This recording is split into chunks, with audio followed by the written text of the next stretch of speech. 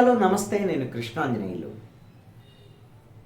రాజకీయ వ్యూహకర్తగా పేరున్నటువంటి ప్రశాంత్ కిషోర్ ఆంధ్రప్రదేశ్ రాజకీయాల మీద, జాతీయ రాజకీయాల మీద మాట్లాడినటువంటి మాటలు ఇప్పుడు రాజకీయంగా చర్చనీయాంశమయ్యాయి. ఆంధ్రప్రదేశ్ ప్రభుత్వం మీద ముఖ్యమంత్రి వైఎస్ జగన్మోహన్ రెడ్డి కేవలం ప్రజలకు మాత్రమే డబ్బులు పంచుతున్నారు, ఆయన చేస్తున్నది ఏమీ లేదు. ఈ విధంగా ప్రజలకు డబ్బులు పంచడం అనేటువంటిది గెలుపుకు ఉపయోగపడేటువంటి అంశం కాదు అనేటువంటి విధంగా, వైఎస్ఆర్ కాంగ్రెస్ పార్టీ గెలవటం కష్టము అనేటువంటి విధంగా ప్రశాంత్ కిషోర్ మాట్లాడారు. ఆయన ఇదే మొదటిసారి కాదు మాట్లాడింది. నిన్న హైదరాబాద్లో జరిగినటువంటి పీటీఐ ఎడిటర్ల సమావేశంలో మాట్లాడారు. అంతకుముందు కూడా న్యూ ఇండియన్ ఎక్స్ప్రెస్ సంబంధించినటువంటి వాళ్ళ కాంక్లేవ్లో కూడా ఇదే విషయాన్ని మాట్లాడారు. ముఖ్యమంత్రి వైఎస్ జగన్మోహన్ రెడ్డి ఆంధ్రప్రదేశ్లో చాలా లాస్ కాబోతున్నారు, అది కూడా బిగ్ లాస్ అంటూ కూడా మాట్లాడినటువంటి మాటలు. ఎందుకు ప్రశాంత్ కిషోర్ పదే పదే ఇలాంటి వ్యాఖ్యలు చేస్తున్నారు?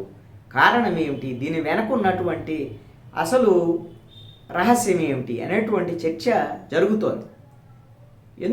ఎందుకు జరుగుతోంది అని అంటే, ప్రశాంత్ కిషోరు ఇప్పుడు రాజకీయ వ్యూహకర్తగా లేరు. 2019 ఎన్నికల్లో ఐపాక్ అనేటువంటి ఒక టీం ద్వారాగా ప్రశాంత్ కిషోరు వైఎస్ఆర్ కాంగ్రెస్ పార్టీకి సర్వీస్ అందించారు. ఐపాక్ టీంకి హెడ్గా ఉన్నారు ఆ రోజున ప్రశాంత్ కిషోర్. రాజకీయ వ్యూహకర్తగా కూడా ఉన్నారు. 2019 ఎన్నికల తర్వాత పశ్చిమ బెంగాల్ అసెంబ్లీ ఎన్నికలు ముగిసిన తర్వాత నేను ఇక రాజకీయ వ్యూహకర్తగా ఉండటం లేదు, ఈ వ్యూహకర్తగా ఉండేటువంటి దీన్ని మానేస్తున్నాను, ఐపాక్ టీం కూడా వేరే వాళ్ళు లీడ్ చేస్తారు, నాకు సంబంధం లేదు అని బీహార్కు వెళ్ళి జన్ స్వరాజ్ అనేటువంటి ఒక పార్టీని పెట్టుకొని అక్కడ రాజకీయ నాయకుడు అవతారం ఎత్తాడు ప్రశాంత్ కిషోర్. మరి బీహార్లో రాజకీయాల్లో ఆయన ఏం సక్సెస్ అయినట్టు ఏం లేదు, ఆయన పాదయాత్ర కూడా చేశాడు. ప్రస్తుతం అయితే మళ్ళీ ఇప్పుడు ఈ మధ్యకాలంలో అన్ని చోట్లకు వెళ్ళటం, మాట్లాడటం, అది కూడా ఆంధ్రప్రదేశ్ హైదరాబాద్కు వచ్చి తరచూ ఆంధ్రప్రదేశ్ ప్రభుత్వం మీద మాట్లాడటం. ఇది ఎందుకు ఇలా మాట్లాడుతున్నారు, కారణం ఏమిటి అనేటువంటి అంశాల మీద అనేకమైనటువంటి అనుమానాలు ఉన్నాయి. ఖచ్చితంగా ఒక 4 నెలల క్రితమే ప్రశాంత్ కిషోర్ ప్రత్యేకమైనటువంటి విమానంలో గన్నవరం ఎయిర్పోర్ట్కి వచ్చారు. అక్కడి నుంచి నారా లోకేష్ తన వాహనంలో తీసుకొని వచ్చి ఉండవల్లిలో ఉన్నటువంటి చంద్రబాబు నాయుడు ఇంట్లో ప్రశాంత్ కిషోర్, చంద్రబాబు నాయుడు, నారా లోకేష్ ముగ్గురు భేటీ అయ్యారు, మాట్లాడుకున్నారు. అందరూ కూడా అనుకున్నారు ప్రశాంత్ కిషోరు తెలుగుదేశం పార్టీకి వ్యూహకర్తగా పనిచేస్తున్నారేమోనని అనుకున్నారు. ఆ తర్వాత స్టేట్మెంట్ ఇచ్చాడు, నేనేం పనిచేయటం లేదు అనేటువంటి విధంగా ఒక స్టేట్మెంట్ ఇచ్చారు. మరి పనిచేయటానికి ఆయనకి ఐపాక్ టీము ఆయనతో లేదు. ఐపాక్ టీం ఇప్పుడు ఎవరికి పనిచేస్తుంది? వైఎస్ఆర్ కాంగ్రెస్ పార్టీగా పనిచేస్తుంది ఇప్పుడు కూడా. 2019లో ఐపాక్ టీము అప్పుడు హెడ్గా ప్రశాంత్ కిషోర్ ఉన్నారు, ఇప్పుడైతే ఆయన వదిలేశారు ఐపాక్ని. ఐపాక్ మాత్రము వైఎస్ఆర్ కాంగ్రెస్ పార్టీకే పనిచేస్తున్నారు, ప్రశాంత్ కిషోర్ మాత్రము రాజకీయ నాయకుడిగా ఉన్నాడు.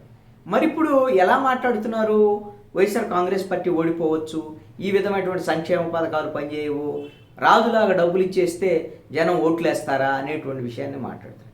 ఏమైనా ఆధారం ఉందా అంటే, ఆయన దగ్గర ఇది కూడా న్యూ ఇండియన్ ఎక్స్ప్రెస్ కాంక్లేవ్లో ఆయన ఒక విషయం చెప్పారు, నా దగ్గర శాస్త్రీయమైన ఆధారం ఏం లేదు, నేనేం సర్వే చేయలేదు, నాకు నా అభిప్రాయంగా ఇదని చెప్పాడు.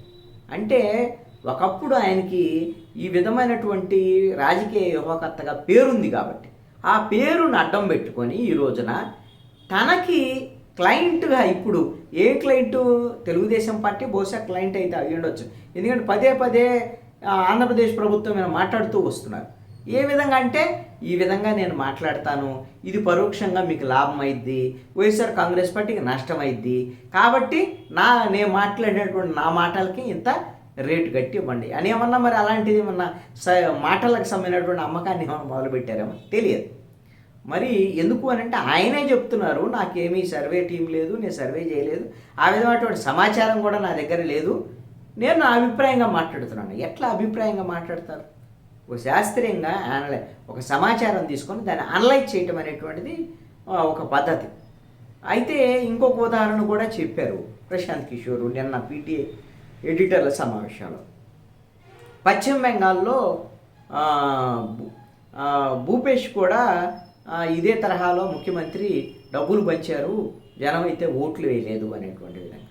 పశ్చిమ బెంగాల్లో మొన్న కాంగ్రెస్ పార్టీ ఓడిపోవటము, బీజేపీ గెలవటం అనేటువంటిది నేను పరిశీలించిన దాని ప్రకారంగా అక్కడ రాజకీయ వ్యూహాల్లో స్ట్రాటజీస్లో కాంగ్రెస్ పార్టీ ఫెయిల్ అయినట్టుగా భావిస్తుంది. దాంట్లో కొంత బీజేపీ రాజకీయ వ్యూహాల్లో కొంత ముందుంది. కాంగ్రెస్ పార్టీ ఫెయిల్యూర్స్ని, కాంగ్రెస్ పార్టీ ఇండియా కూటమితో సంబంధించినటువంటి కొన్ని మిత్రపక్షాలతో ఘర్షణలు, గొడవలు, ఈ విధమైనటువంటి విభేదాలు, కాంగ్రెస్ పార్టీల అంతర్గత కుమ్ములాటలు ఇవన్నీ కూడా బీజేపీకి కలిసి వచ్చినటువంటి అంశాలు. అందుకనే బీజేపీ ఛత్తీస్గఢ్లో గెలిచినటువంటి పరిస్థితి ఉంది. అంతే తప్ప వాళ్ళు సంక్షేమ పథకాలు అమలు చేశారు కదా, ఆయన ఓడిపోయారు అంటే ఇదే విషయాన్ని బీఆర్ఎస్కు సంబంధించినటువంటి విషయంలో కూడా చెప్తూ వస్తున్నారు. బీఆర్ఎస్ వాస్తవంగా మొన్న జరిగినటువంటి 2023 ఎన్నికల్లో, లాస్ట్ ఇయర్ జరిగినటువంటి ఎన్నికల్లో బీఆర్ఎస్ గెలిచిద్ది, కేసీఆర్ మళ్ళీ ముఖ్యమంత్రి అవుతాడని ఇదే ప్రశాంత్ కిషోర్ చెప్పాడు. మరి అక్కడ రాలేదు. కానీ ఆంధ్రప్రదేశ్లో కూడా ఈ సంక్షేమ పథకాలు అమలు జరిపినా ఓడిపోతారు, అక్కడ బీఆర్ఎస్ ఓడిపోయింది కదా అని ఇంకొక వాదన కూడా చాలామంది చెప్తున్నారు. బీఆర్ఎస్ 2014లో గెలిచింది, అదేవిధంగా రెండోసారి 2018లో కూడా గెలిచింది. అవే సంక్షేమ పథకాలు వాళ్ళు గెలిపించాయి కదా. 2023కు వచ్చేసరికల్లా అభ్యర్థులను మార్చకపోవటము, అదేవిధంగా కేసీఆర్ కుటుంబం మీద కుటుంబ పాలన అనేటువంటి ఆరోపణలు, అవినీతి, ఇవన్నీ అంశాల వల్ల కాంగ్రెస్ పార్టీ గెలిచినటువంటి పరిస్థితులు ఉన్నాయి.